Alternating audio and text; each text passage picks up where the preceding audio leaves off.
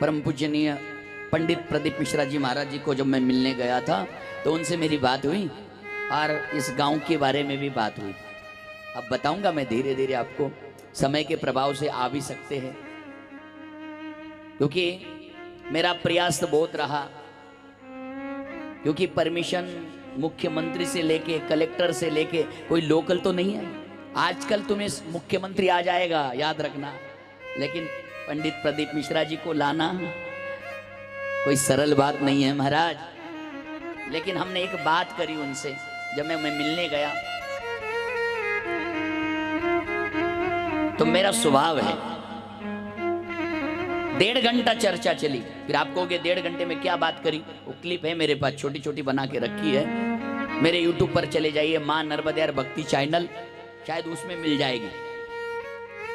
तो मैंने कहा महाराज जी आपके अंदर इतना बड़ा सामर्थ्य, आपने तो पूरे विश्व को धर्म गुरु, विश्व गुरु, सनातन वैदिक धर्म, हिंदू धर्म जागृत कर दिया। जो मंदिर में जाला लगता था वो मंदिर भी आपने उजाला कर दिया। मैं जानता हूं आपके पास कुछ तो है, मेरे कुछ नहीं है, उसकी कृपा है। लेकिन मैंने बोला कि महाराज जी आपके पास एक मुखी रुद्राक्ष है। मुस्कुराए, मैं समझ गया, क्योंकि जिसके पास एक मुखी रुद्राक्ष होता है ये विश्व का हो राजा या गुरु बनता है, ये शास्त्र कहता है, मैं नहीं। पहला एक मुखी रुद्राक्ष रावण के पास था, लेकिन एक नहीं 108 मणि थे रावण के पास, क्योंकि एक पेड़ को 12 साल में सिर्फ एक ही फल लगता है। 12 साल में एक ही फल लगता है, एक रुद्राक्ष। एक मुखी की बात कर रहा हूं मैं।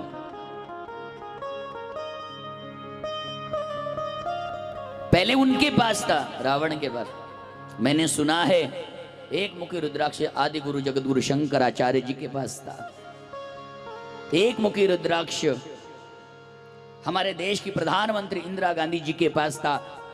देवरा बाबा हमारे वृंदावन, वो क्लिप भी आपको मिलेगी, यूट्यूब पर सर्च करके देखना।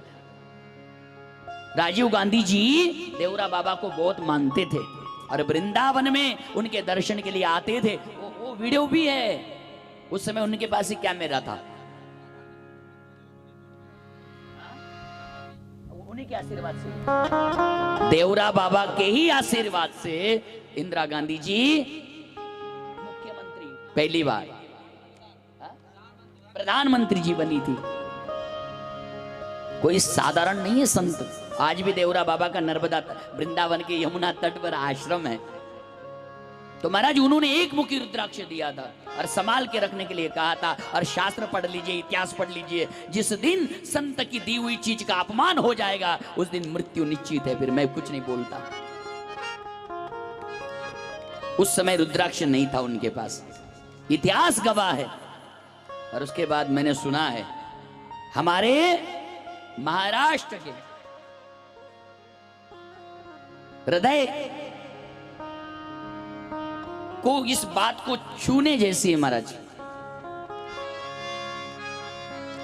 परम आदरणीय स्वर्गीय बाला साहब ठाकरे जी के पास एक मुखी रुद्राक्ष किसी ने दिया था। ये मैंने कई संतों के मुख से सुना। जिसके पास एक मुखी रुद्राक्ष होता है वो राजा बनता है। और 2 संतों के पास एक मुखी रुद्राक्ष आ चुका है। एक हमारे परम पूजनीय पंडित प्रदीप मिश्रा जी के पास एक मुखी रुद्राक्ष, और बागेश्वर वाले धाम जी महाराज जी के पास एक मुखी रुद्राक्ष आ गया है। जिसके पास एक मुखी रुद्राक्ष होता है उसके ऊपर गोविंद कृपा कर देता है।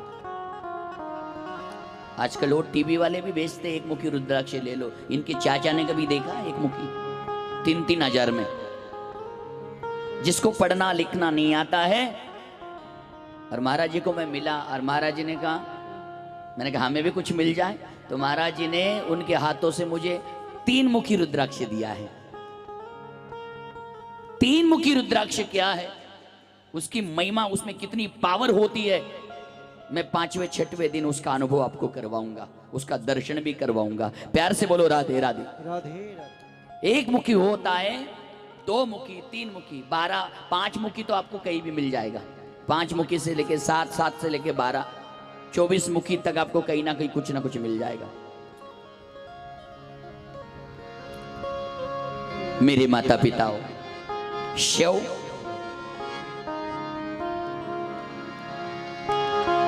शिव जी सेव के पास रहते हैं।